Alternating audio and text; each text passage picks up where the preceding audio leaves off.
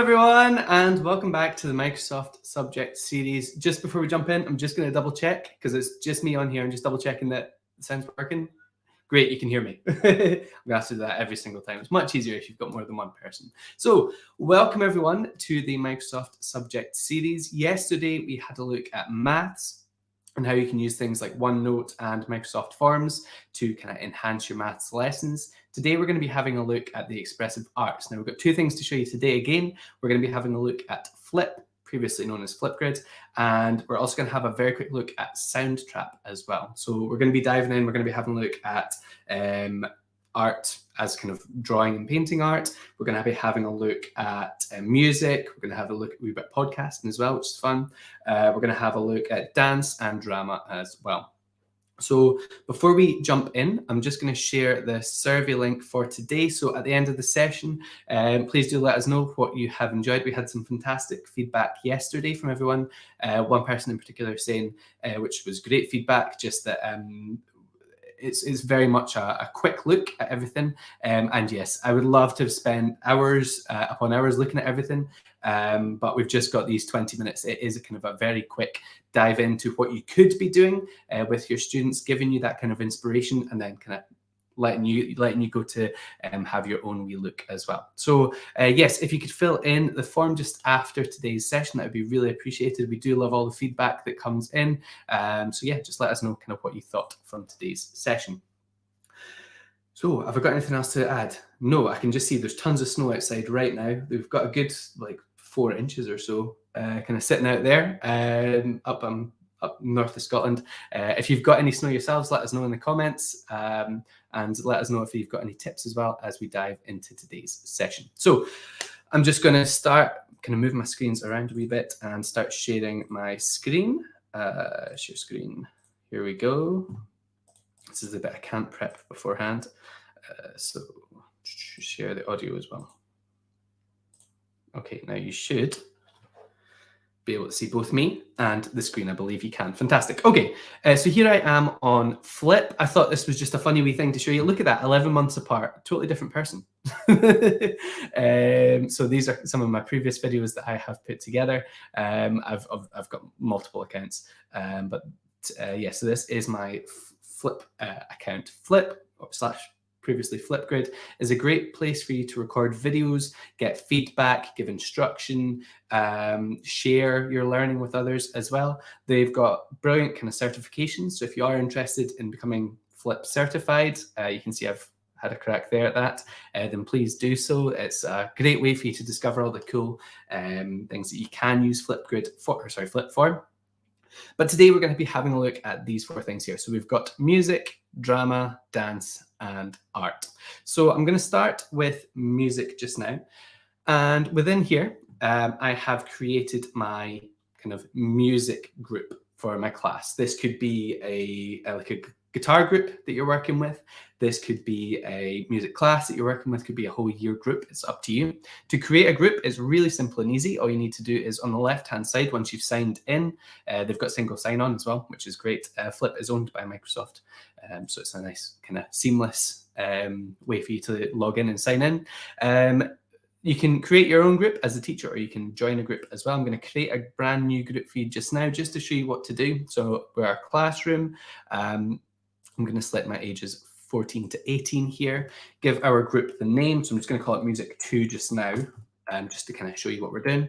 And from there, you can either add in your own image, or you can pick your own ones in here. There's quite a few to choose from. Let's just go for this one just now. Then I hit create. And you will see I can now copy this link and paste it directly into Microsoft Teams, whether that is on a group channel that you're in, or you can share it directly into a OneNote that everybody's working on. It's up to you. You can also edit the invite link, which is quite nice. You can change this back end here to something that's a bit more suitable. And from there, you just share it with everybody. And down at the middle bit here, you will notice that it already gives you a couple of ways that you can use Flip with your students. You can use it as a weekly check-in. You've got just the general videos and introductions as well. So the first time you meet a class, then you can do your introductions from there. I'm going to show you a fun way that you can do that just now. So ignoring music 2, we're heading back to music 1. And from here, I've got two of my topics here. I'm just going to hit cancel. I just forgot the word topic there. So if you need to create a new topic, it's on the right-hand side. I've got G-chord and I've got welcome to Nat for music. So I'm just going to go for G-chord in here. And from there, this is what I would like my students to do. I would like them to send me a response of them playing a G-chord. It could be on a keyboard or piano. It could be on a guitar, could be whatever they're doing. And all they need to do is they just need to record themselves playing this G-chord. To share this topic with them, all you need to do is hit the share. And from there, we can send directly into Microsoft Teams, or we can copy that link and put that in there as well. Once your students start to send in the responses, it's going to look like this. So down in the bottom, you're going to see all the responses, who sent it, when they've sent it, and you can watch back the videos. So here you'll notice that I've got the picture in the top right-hand corner, and I've also got the video of me making that G-chord.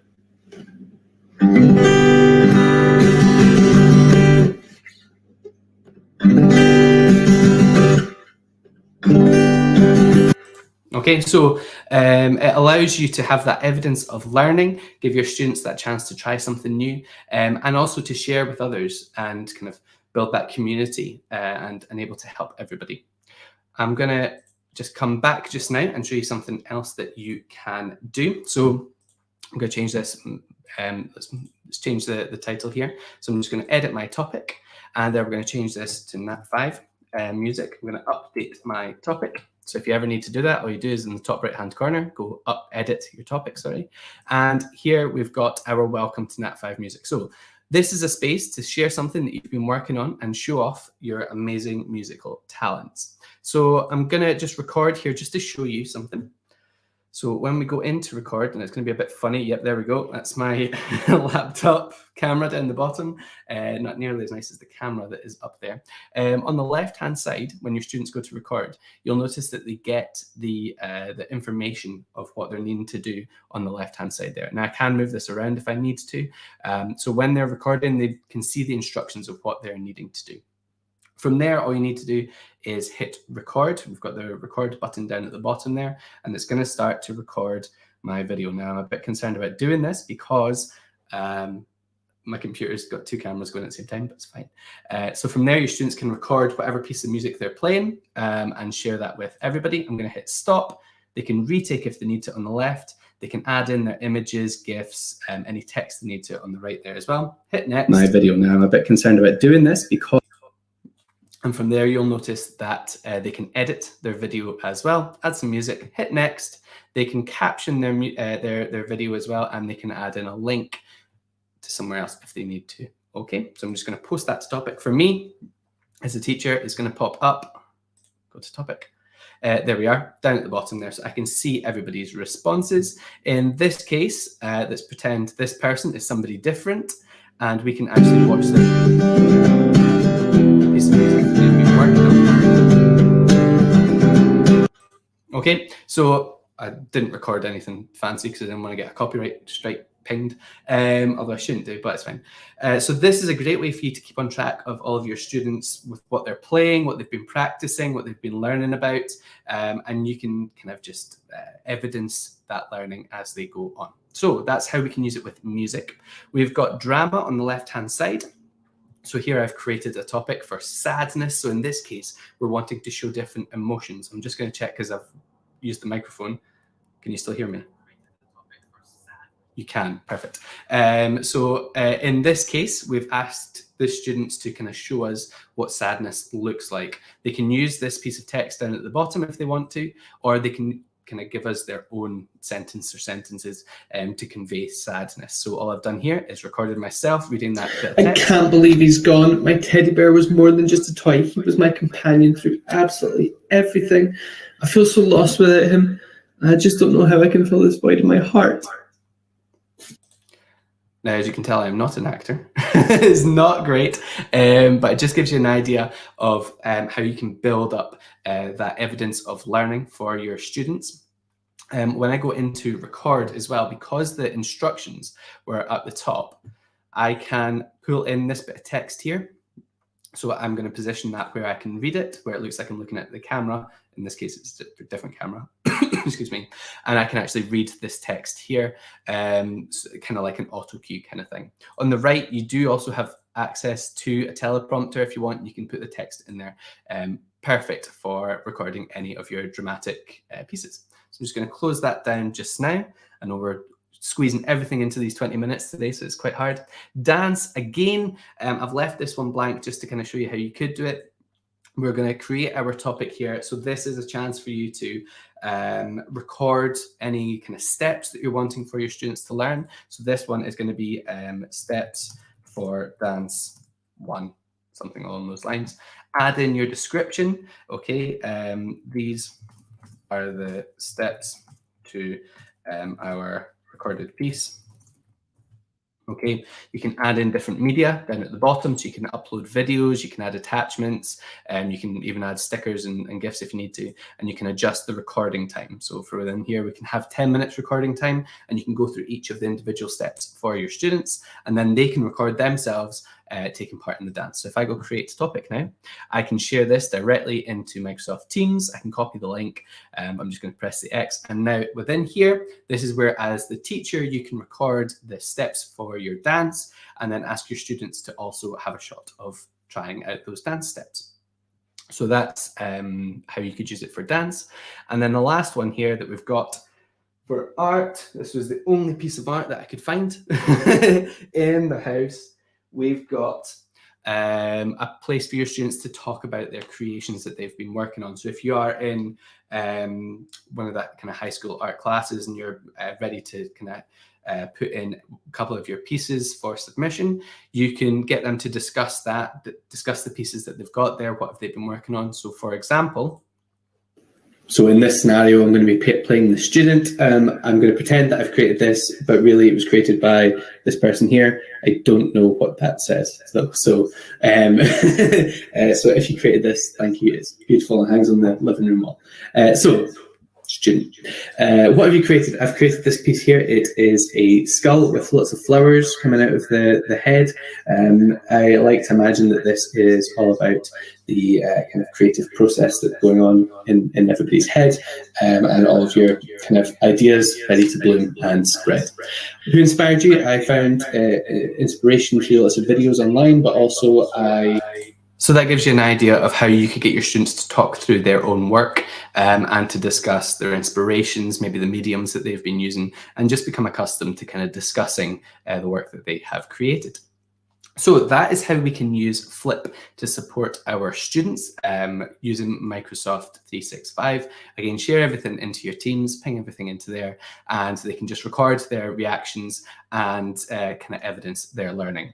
The second thing I wanted to show you is Soundtrap. Now, Soundtrap looks a little bit like this. This is an example of a piece that Pam and I have been working on, and you can see it is a place for you to create music. Now, not only music, you can also create podcasts. Now, Microsoft put out this great piece here on a spotlight on how Soundtrap for Education amplifies student voice, encourages collaboration and creativity.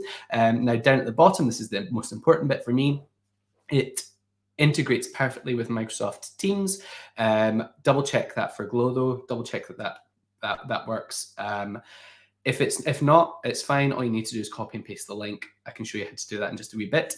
Now down here, we've got a ton of lesson plans. So to find this page, all I did was type in Soundtrap Microsoft Teams. That's all I put in, and it brought me to this page. And here we've got a OneNote that has loads of different lesson plans for you that link into a ton of I think it links to the Australian curriculum, but you can pull that into your own and give you a ton of lesson ideas on how you can use Soundtrap. So there's loads of geography, maths, computer science, music, visual arts, loads of things within there. Again, all you need to do to find this is type in Soundtrap Microsoft Teams, and it comes up with this document here. So Soundtrap.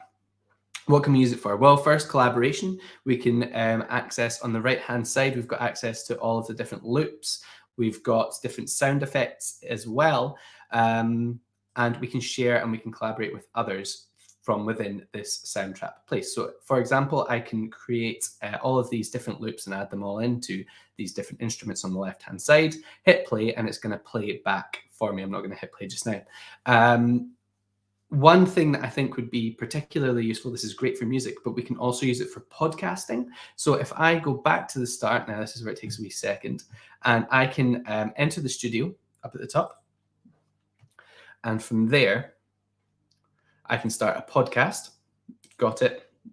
Okay, and now I can start to record the different people talking, and down at the bottom we get our live interactive transcripts as well. So great for your drama pieces. You can record your speech here if you're needing to make any changes to the speech that you've got going on there. It's also great for recording. Maybe you're wanting to interview all of your students about maybe the music pieces that they're playing and kind of put that into the different parts of their speech, talking about the different notes they're playing, what they're learning, and just kind of evidencing their learning as they go through. It's also great for, on the left-hand side, this, I'm sure Pam will talk about this tomorrow, I'll mention it to her for English. It's great if you want to create a backing track. So on the left-hand side, add a new track, voice and mic, record yourself talking, record yourself kind of reading stories or giving a kind of dramatic monologue. And then on the right-hand side, if I just close this down, head to the music. From within there, we have access to a ton of different sound effects. So if I type in ghost, we've got access to this sound effect here. So if I pull this in, so imagine talking to the top.